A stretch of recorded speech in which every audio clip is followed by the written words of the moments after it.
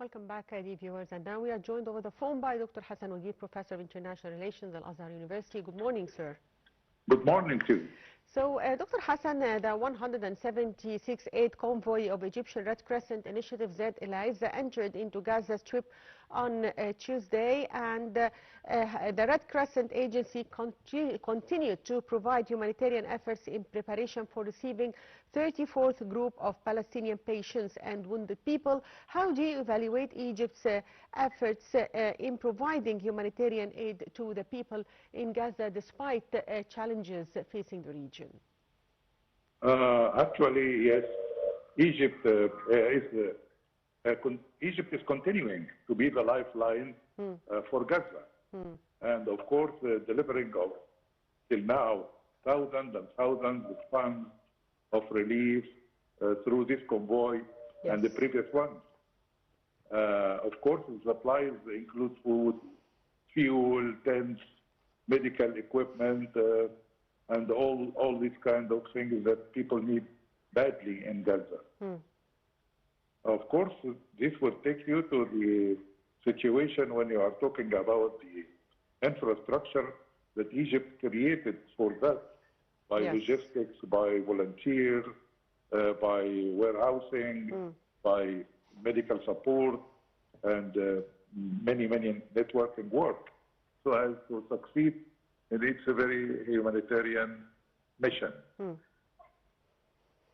So, Dr. Hassan, how does the Egyptian Red Crescent plan, fund, and execute these convoys, and what coordination exists with local Palestinian NGOs to ensure aid reaches the most vulnerable ones inside Gaza?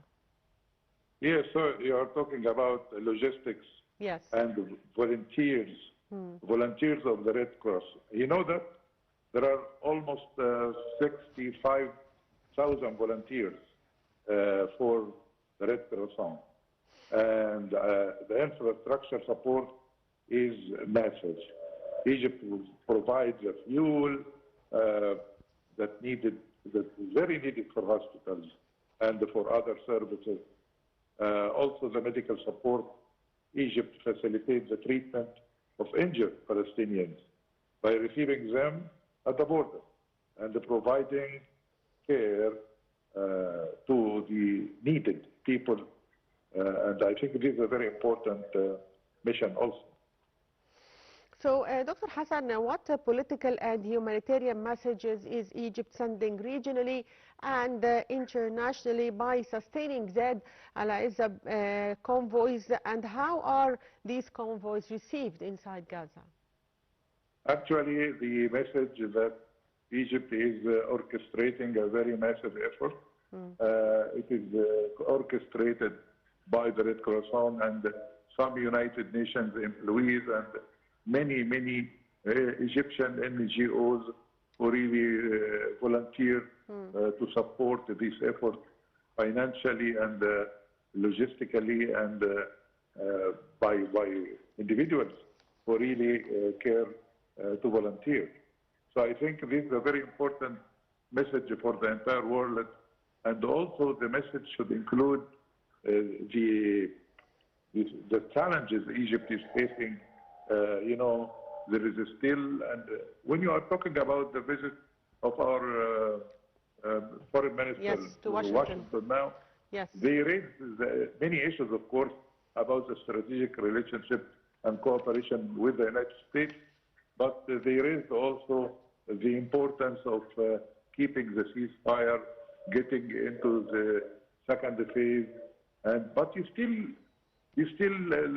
go to the news and know that there are bombardments, there are some people who were killed yesterday and the day before and the day before. Yes, this is my question. This is very important challenge that the whole world community should intervene to make sure that the ceasefire is okay for helping the humanitarian aid.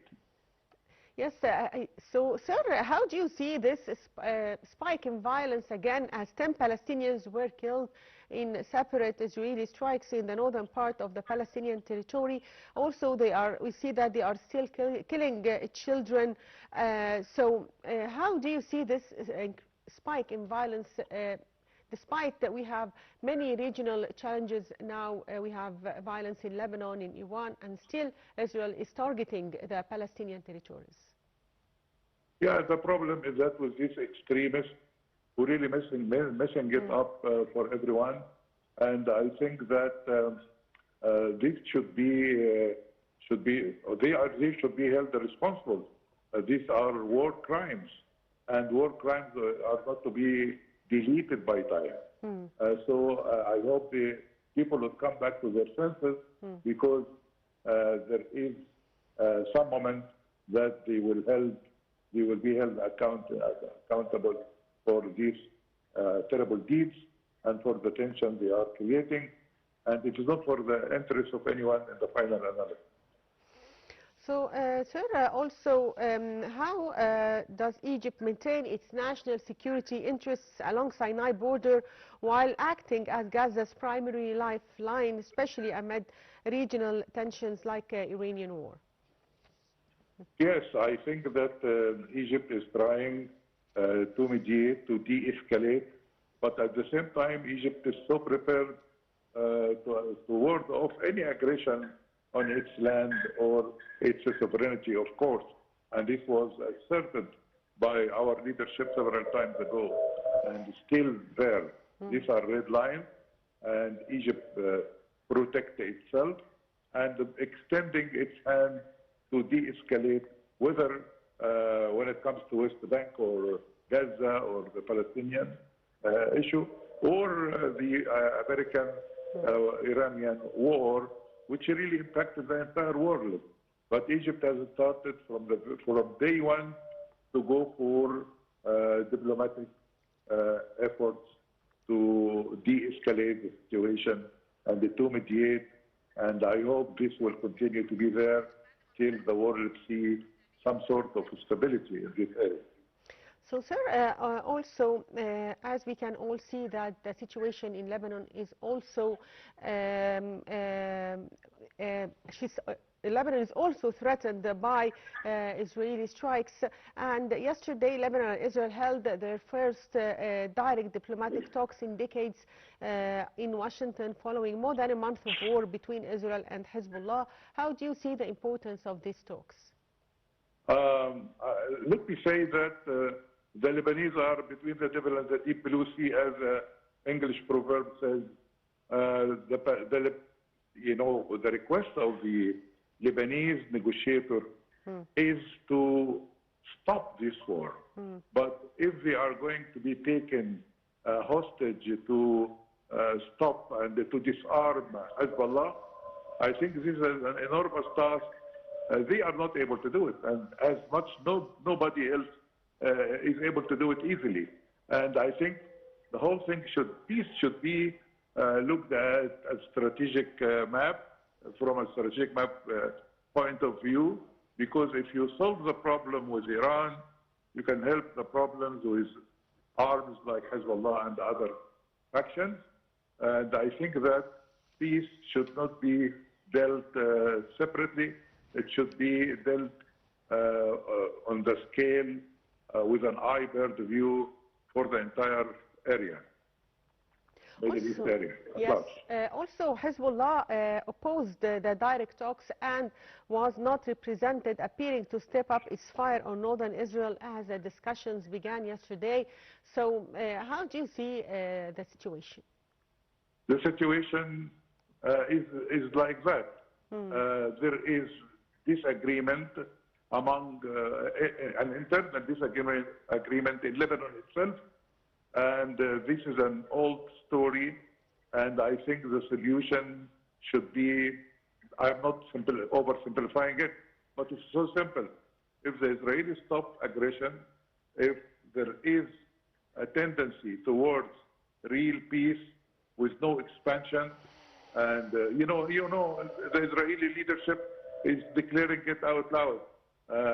There will be Israel, greater Israel, on the account of Lebanon, Syria, including Egypt. And I think that's very aggressive, and this is not conducive to any peace. Yes, so how do you see the international reactions to all these violence in different countries? Actually, the international reaction is so weak, and the whole thing is between Iran and the United States, primarily speaking. But again, you have Russian, Chinese support for Iran, and I hope this will not break out for an entire confrontation. This would be so dangerous for the entire world. Yes. So, sir, talking about the U.S.-Iranian war, U.S. President said that U.S.-Iran peace talks could resume this week, and we hope this will take place. So, what are your expectations for this diplomatic channels of negotiations? I think the conflict between Iran and the United States lasted for decades. It's not the creation of on the spur of the moment. It is an old one. It is so complicated. And as Guterres, the UN Secretary, said, yes, it's a complicated issue. So it means that you go for more negotiation, more in-depth negotiation.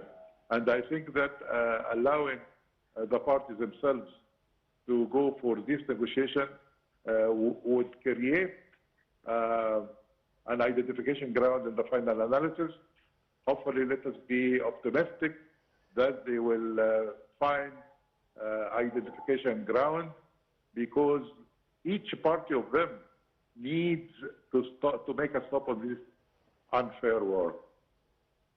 So, sir, going back to our main topics, which is the Palestinian question and the spike of violence there, how do you see the future of the Palestinian cause in light of all these challenges?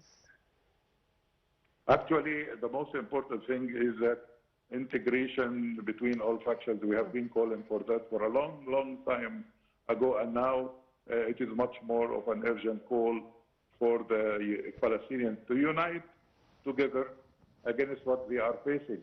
What they are facing is so dangerous, and especially nobody is giving the due attention to what's happening in the West Bank. The West Bank is a place where we can see a lot of problems and a lot of violence and a lot of unfairness taking place, and a violation of international law, of course. Yes. I'd like to thank you, Dr. Hassan Wagieh, Professor of International Relations. Thank you, Dr. Hassan, for being with us. And